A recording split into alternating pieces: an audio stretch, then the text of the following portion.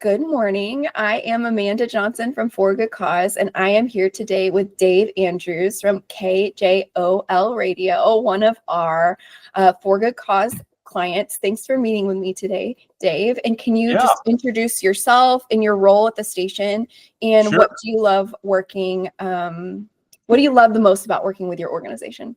Yeah. So I'm the general manager at KJOL. We're an educational Christian radio station, as you said, and our mission is to introduce people to Jesus. Essentially, I love being a part of that. Very fulfilling. We all have this. We have this slogan here: "Hear the light," and it's because we all have this inherent darkness, and which the Bible calls sin. And since we all fall short of the glory of God, we have this eternal gift, eternal life through Jesus. And so we feel it's vital that people know that message. And that's what we do. We hope to introduce them to Jesus. So when we say, hear the light, we want you to hear Jesus and get to know him better. And so that is what we essentially do. Obviously, much more than entertainment. But when it comes to eternal destinies, it's very important in our mind and very fulfilling to be a part of that. Love working with our awesome staff. They really have a heart for people, any people, and meeting listeners. We have a great job. It's a lot of fun, great programming, and we do love our job. It's very fulfilling. So that's awesome. Thanks for sharing about your mission with me. So how long have you and your team been using For a Good Cause to help support your fundraising efforts? I'd have to go back to the exact date, but probably about 6 years, 5 or 6 years, I would think. And we love it. It's been a great thing for us. Like, it's just been like night and day from what we had before, honestly. So what were you all using before? I can't remember what it was off the top of my head, but it was much more basic, and it didn't have like a fraction. It was like a fraction of the features that For Good Cause offered, and we've been able to take advantage of a lot of the features of For Good Cause, actually. So that's awesome. We love to hear it. Yeah. So I wanted to talk to you a bit today about your very successful and robust monthly giving program. I know you all have built that up over time, and I would love to hear more about your other campaigns that you run through For Good Cause as well, like whether or not you use it for events, that kind of thing. So within the past couple years of using For a Good Cause, and you mentioned like transitioning to it over the last like 5 or 6 years, what led you to build the monthly and recurring giving program, and what other ways do you use the platform? Yeah, so the monthly and recurring is probably for us the best way that we can fundraise.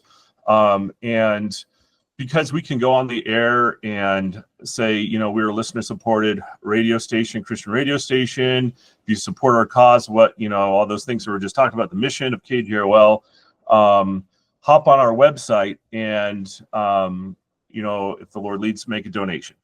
And so that's how we exist, oftentimes through just a lot of the donations that come in either by check, but also, these one-time credit card donations. And then the monthly, the nice thing about that is it's consistent, right? So the repeat is the most valuable in a lot of ways. So we have concentrated on that, and we have mentioned it on the air and things like that too. So that's been very extremely helpful, and we saw a huge jump in that when we went over to For a Good Cause too.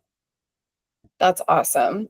So when you transitioned from the old way to the current way that you do things for fundraising for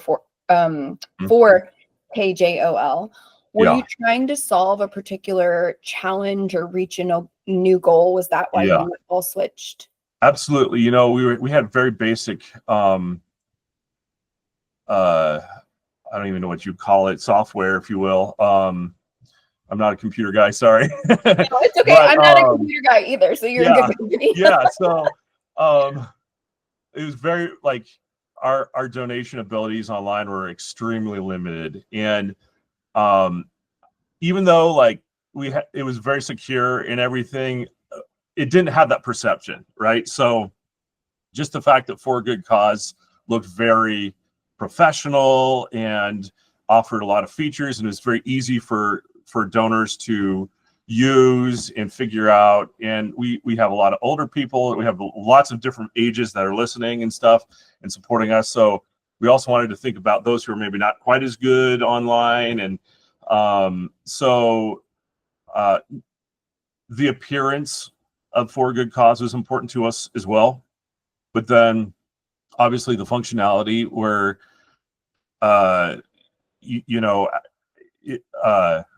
is there lots of options? Can you do one time? Can you do recurring? We're taking advantage of the bank transfer. So it had better options, honestly, than what we had before. Yeah, that makes sense. So before, were there any gaps, like specific gaps in your fundraising experience or overall donor process? Like I hear you mentioning like kind of it didn't have the illusion of security, even though it was secure. Right. Maybe there was some increased trust when you switched. Yes, absolutely. Yeah. There was definitely some things lacking on the other side. And I want to say that the way that it processed monthly payments was difficult, and you couldn't manage those very easily. And so it was a lot easier to do a monthly recurring payment, which was one of the reasons we did switch over to For Good Cause. It was way better, as far as that. So it beat out the other guy. But it's been what we've hoped for, honestly. It's fulfilled its, what we were hoping. So yeah, that's awesome. Yeah. So when you were making this transition, or even just thinking about the last couple of years of fundraising for your org, were there any specific metrics that you were hoping to improve, like donor retention, reoccurring giving, or like event attendance? And how have you seen those things improve over time? Yeah, so definitely the monthly giving was the one that we wanted to concentrate on. And as far as that goes, we've seen that. I think we had, like, being a small organization, we had, I think, maybe 13 monthly donors when we switched over, and now we're around 70 or so. We hover around there. So awesome. Yeah, so that's really nice. And I think our listenership is very conducive to that. People who tithe and things like that, they might use us as part of that. So, and a lot of like people churchgoers, if you will think about, their monthly giving. Christians are extremely generous people, and so they have all these places they give every month. And so so having something monthly was important. Let's talk about your monthly giving program specifically. Yeah, so and that's our biggest campaign that we do, is our monthly. Of course, the one-time gifts are very important too. So we do have a lot of people that give monthly and even checks the mail and things, but we find the stability in our financial situation more tied to the recurring gift, if you will. Yeah, that makes sense. So you mentioned like one-time gifts as well. How many annual campaigns do you run during the year? It's mostly one campaign throughout the year. So it's like one big campaign. However, we have done special campaigns from time to time. So it might be 2 or 3 campaigns total in the whole year, but we have this big one that we use essentially for a lot of our credit card processing and bank transfers now too. We just did that recently. Oh, nice. Yeah. I mean, that's the way to go, I hear, because it saves so much on processing fees. Yep. And it doesn't have an expiration date, which is something I'm constantly dealing with, is expiration dates on credit cards. Yes, for sure. So, that is one of everyone's favorite ways to have donors paid. That's right. Yeah. So when you are running these campaigns and maintaining your monthly donor program, Mhm. which tools or features stick out as the most helpful to you in running your programs?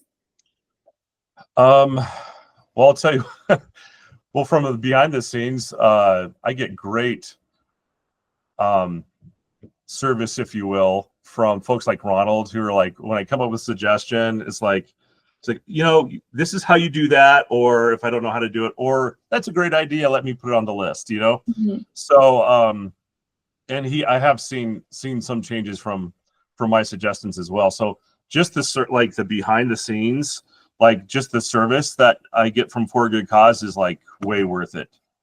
And that was a big deal, because being a small station, we honestly have 3 full-time employees and like 3 part-time employees, and we don't have a lot of people that can, we don't have a lot of manpower. So it's very helpful to have somebody you can go to who can be like, this is how you do it. And if there's something in particular we need, obviously it can get taken care of too. So that's just the behind the scenes service is really nice. And the ease of use, obviously, for the donor, I think is just a big deal. I think that really encourages donations too. Is if you have to go like, whoa, that's a crazy form or whatever online that doesn't look super good, that's a downside, and you want them to strike while the iron's hot, if you will. Yeah, that makes sense. Yeah.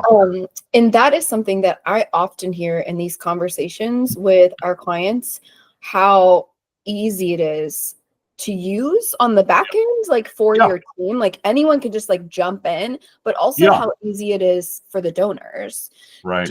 Do you all use like multiple payment methods in addition to like credit cards and the like automatic account transfers? We basically, this is the majority of our payment methods outside of a check in the mail. And among our listeners, honestly, a check in the mail is still probably number one. But after that, For a Good Cause is clearly the second. And one-time donations is probably the largest, just because you get somebody who's like kind of, testing the waters, and, you know, they want to help, but they can't do it every month or whatever. And let's face it, we're still living in kind of hard times financially for people. And so, they can kind of test the waters. They can give as they have the ability. Some months they can, some months they can't. They still want to help, but, kind of a thing. But then would be the monthly recurring donors. For sure. After that, they'd come in number 3. In your fundraising over the last couple years, are there any moments that stick out to you where you were like very excited or encouraged by the response of your donors? Right. It's always encouraging, when people are very generous, when you see a gift that you didn't expect that was very generous or whatever. But we still, and sometimes more so, get excited when we see like that $5 gift come in, or that $3. I mean, we have donations of all kinds, and we realize that that's because somebody who can't afford to be doing this normally is wanting to help us in the way they could. From that biblical perspective, it's the widow's mite, right? And they're giving all they can, and so it's not the amount per se, but it's just the beautiful heart behind that. And we've seen that lots of times. We've seen people, walk in and they look half homeless or whatever, and you like the human nature, and you kind of wants to, like, okay, what's going on? Then they hand you $10, and you're kind of blown away and just thankful that people from all kinds of different walks of life are supporting you. So, and they do what they can. Some can't afford much, some can a lot. But, as an organization like ours, we don't get a lot of grants. We're most, we can't exist without our listener donations. So, it's definitely a big deal to us when even people bring in small donations. It's that accumulation of many people coming together to make it all possible. Yeah. Yeah.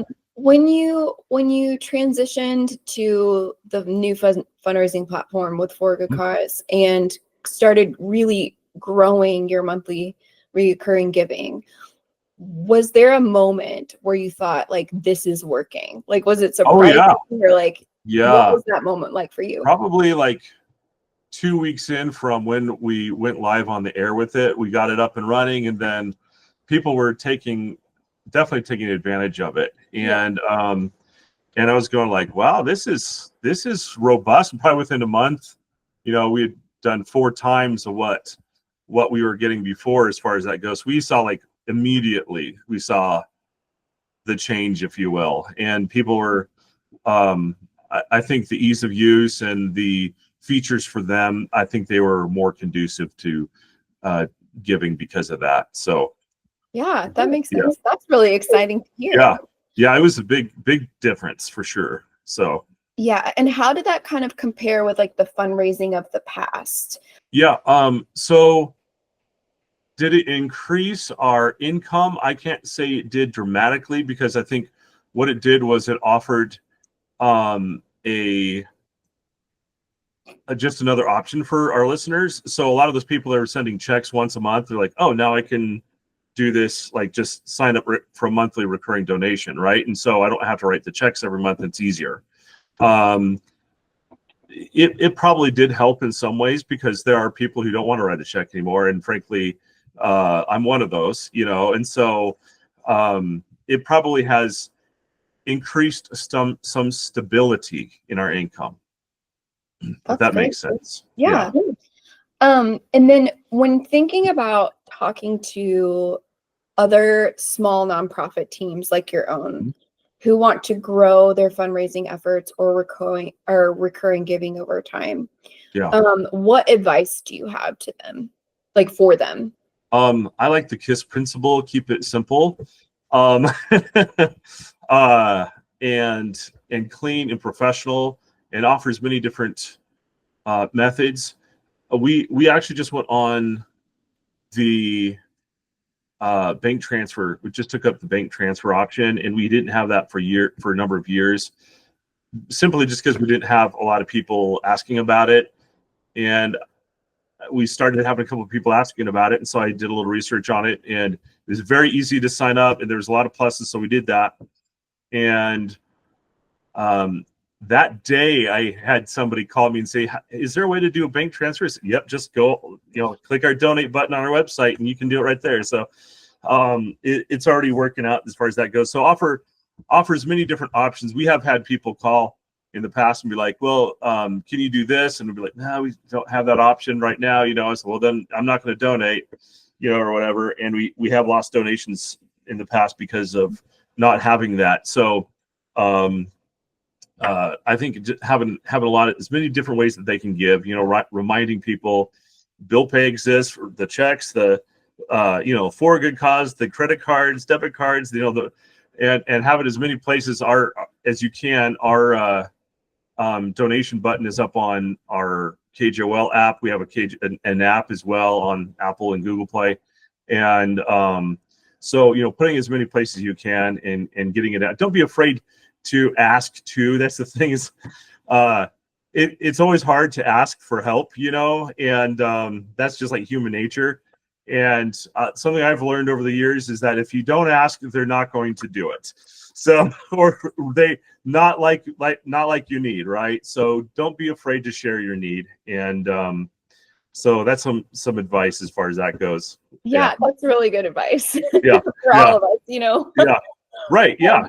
Yeah. So what tips do you have specifically for DJs? Yeah. To boost fundraisers while on air? So like maybe if somebody else is running a radio station, in your experience, how would you, like, just even practical tips of like how to share, when to share, what's too much, too little? Yep. Yeah. So in something like this, we do oftentimes in the Christian music industry or Christian radio industry, we do something called share-a-thons oftentimes, and we personally have kind of gotten away from that model, and we simply just ask as the need comes up. If people are, this month's really slow, that's when we start getting on the horn and saying, okay, it's time, we have a need. And we don't necessarily mention like how much we're low, but just say we have a need that we're not there yet.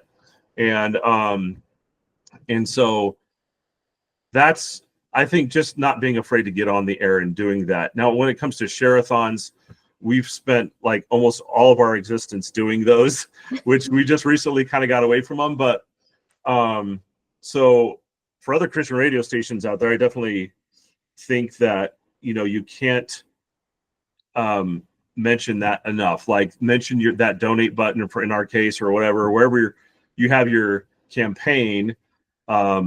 It's got to be mentioned like a lot, and yes, it is daunting for the listener for a few days, but they're temporary. And our thing is to never like, there are giant Christian radio stations out there you listen to that almost guilt you into donating, and that's not a donation that we personally want. We want something that's comes from the heart, and so we try to have a very guilt-free experience for our listener and make it fun too. We've had people in the past say, I just love listening to your share-a-thons. We're going like, what? Like, he wants to listen to a share-a-thon, but it's just because that you made it fun and the energy and everything, Mm-hmm. But so that would be some advice, don't keep talking about that location. Where can they make that donation? Because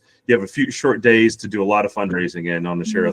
So yeah, I will say the radio station that I grew up on, I, as a kid, liked the share-a-thons, and maybe I'm just a strange person. Yeah. But I thought they were really interesting. And our radio station growing up would incorporate like listener stories or like donor stories. Yeah. And I just was really into the storytelling element of this share-a-thon. Yeah. So Yeah, I guess there are people out there that are like, this is fun to listen to. Right. Yeah. And people like hearing their name on the air and asking, can we mention your name and things like that. And so there's lots of different things that you can kind of draw people in. For us, in a lot of ways, it was like a big party in the background. We'd have people like answering phone calls, and there'd be a soda machine and lots of snacks and foods and friends around, and so it was kind of like a lot of energy and a lot of fun in days gone by. So, but we've personally kind of moved away from that model to now where we simply kind of live by faith, and it's kind of scary, but but we've found that a lot of our income would come into what we call pre-share-a-thon, and so mailings and things like that, and then we'd have a hard time making our goals. So we're like, but then it eventually filter in later, like within a week or two, and so we're like, well, we're putting a ton of work in this, for people to have to listen to a share-a-thon and everything, and so we kind of focused on mailings and just on-air asks as we need. I have an inside report that we do, and just say this is where we're at this month, and we come to you as is needed. In some months we don't, in other months we do. And so summertime, for instance, we call it the summer bummer. It's usually much slower than, say, of course, like December, which is common for all nonprofits to be. That's their biggest month. That's when a huge amount of fundraising comes in. So so we do things a little differently now, but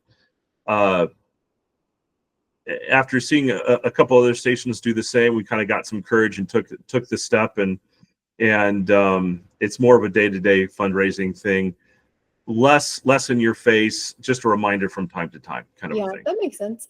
Do you celebrate or like share about new donors like live? Like if you get new donors in, or was that just like back in the share-a-thon days, we did. Okay. So we'd ask if it would be okay for us to use their name on the air or whatever. Some would say yes, some didn't want anybody to know or whatever. And nowadays we don't generally do that, but we do. If somebody comes in, sometimes we might mention, hey, we were just talking to so and so this morning on the air, or whatever. We don't necessarily mention that they've given, but we might mention, people like to hear the name on the air, or know that we're actually interacting with our community. So, and that's what we specialize in. Our main slogan is "Hear the Light," but we have like this other one is local Christian radio. So we have like 10 Christian signals pumping in from outside the area, all into our area, and we're like the only local one. So we kind of tout the local side, and that's what we do specialize in, you know, local weather, news, and all the various things, supporting the local church and Christians, and hopefully introducing people to Jesus who don't know Jesus, because that's hugely important. What would you tell another nonprofit, or even specifically a local small community funded radio station like yourself, if they were thinking about working with For a Good Cause? Like, what would be your like best tips? Or I think as a smaller station like ourselves, it's important to get the best bang for your buck. So what is the best price, but also the most features with the least amount of work, you know what I mean, and the best service. So that for us, that was For a Good Cause when we were looking around out there. And it's all the more so now on retrospectively, we see that you know, it was what we hoped for. And you might even, you know, another little piece of advice is look at the database features of For a Good Cause, not just using you know, the credit card processing and things like that. Their database features are very handy, and we have moved all of our database, our donor database, over to For a Good Cause, which we had this antiquated thing for years that worked. It was fine, but it was antiquated and it wasn't going to last forever, right? And so we did a little research on just the For a Good Cause database options, the abilities to run reports and things like that, and it worked out good. And the nice thing is, when those credit card donations or bank transfers come in, you don't have to add that in because it's already in your database. So it saves a little bit of time too for maybe your administrative assistant or whoever's doing, you know, the processing of various things and has to do all that data entry. So yeah, so I think it's good. I think it's conducive for a small nonprofit to go to For a Good Cause. Makes sense. Okay, 2 more quick questions. So how has For a Good Cause made your job easier, or your team feel more confident in their work? Yeah. Well, I would say just simply from the fact that even going to the database and using the credit cards, the bank transfers, it's all integrated. So there's lot less steps to do multiple tasks, if you will. So, you know, the credit card donations automatically go into our database. The checks automatically go into our database. And then that's, you know, a lot less, all those donations are a lot less that our administrative assistant has to process. So that saves on time for her to be doing other important things, you know, and it's kind of like a necessary evil. No one really wants to have to, you know, fundraise, and it's not the part that we enjoy, right? But it's kind of like you have to, right? So to exist. So, so it just yeah, I would say the fact that it's easy to navigate and easy to use saves in manpower, if you will. And that's important when, like we were talking about a minute ago, just when we're a small organization, you know, and so that's something we're always trying to simplify. And oftentimes, like secretarial type jobs can be a revolving door. Like I have employees who've been here like 30 years, but you know, you still want it simple so that, you know, if you did have to hire a new person, they can latch onto it quickly. +2, but there's still a lot of options. But I feel like you can figure them out. You know what I mean? Yeah. So We have one client that uses For a Good Cause for their organization that is entirely volunteer run.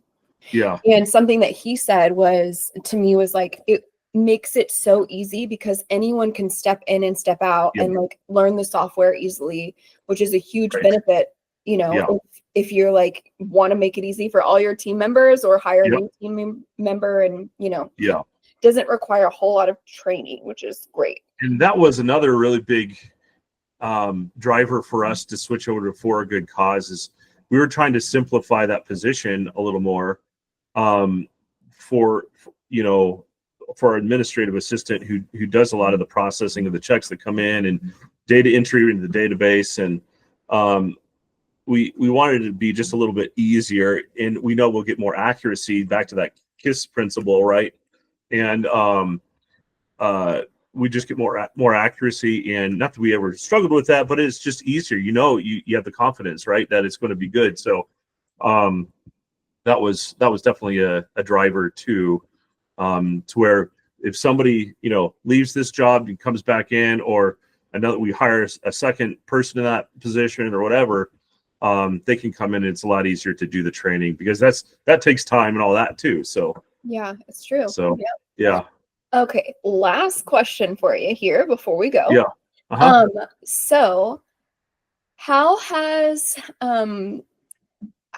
the like campaigns you've run through For a Good Cause, the monthly giving program, and even just like, you can even take this outside of For a Good Cause as a software platform, but just like how fundraising has changed over time. How has that influenced how you think about fundraising overall, and what have you learned that you'll kind of take with you into the future? Right. It's kind of interesting. Like, there's nothing new under the sun. It seems like certain things start coming back and back and forth. You know, credit card processing has been around for a long time. Checks are still really popular. And where was I going with that? But the thing is, you kind of have to and bank transfers have been around for a really long time, right?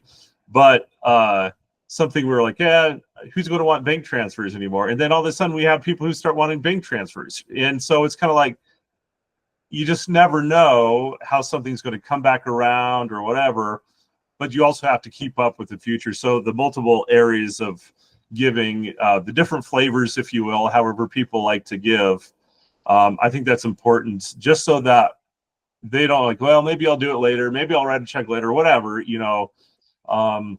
Then of course it never gets done, and you want to. I always use that term, strike while their iron is hot, so that while it's in their mind, while they're motivated, let them do their thing, and help them do their thing by, you know, having a good, simple form for them to fill out and get them on their way, you know. Yeah. So yeah. I think there hasn't been a lot of changes to this stuff, and I mean, obviously 50 years ago, online credit card processing wasn't even a thing, right? So it was all done by checks and cash and things like that were mailed in the mail. But who knows what the next future will hold. We'll be looking at that when the I mean, I don't know if you've been to Whole Foods lately, but they have that pay with your palm, and I'm like, no thanks. Oh yeah, right. Yeah. I doubt I'll be doing that one, but you know, and we have all kinds of different methods that we look into. We have Venmo, so when people go, like, we go to like a lot of concerts and events and things for the community, to support them and meet listeners and things. And so we have like a little Venmo thing that they can do and stuff like that too. But you know, that's very small compared to what we see from For a Good Cause. Mm-hmm. So we think having a lot of different methods is a good idea, but and there's probably no way you can really, there's got a lot of stuff out there now, and it's hard to keep up with it all. But yeah. Well, before we end our interview, any final notes of encouragement for other small to mid-sized nonprofits, like from your experience, anything else you want to add? Just keep doing the good work out there. You know, it's not always easy to work at a nonprofit, and you know, many of us are not getting rich, and so keep the ministry or efforts of what you're doing at the core. And it's not just about getting donations, obviously, and I think most people you know would agree with that. It's they actually genuinely care about what their mission is and what they're doing, as you can probably figure out I do about mine, you know. And so just keep up the good work and try to make things easy on yourself for things like this. So yeah, for sure. Well, thank you so much for your time, Dave. Yeah, I really enjoyed chatting with you. This has been a great conversation, and yeah, thank you so much.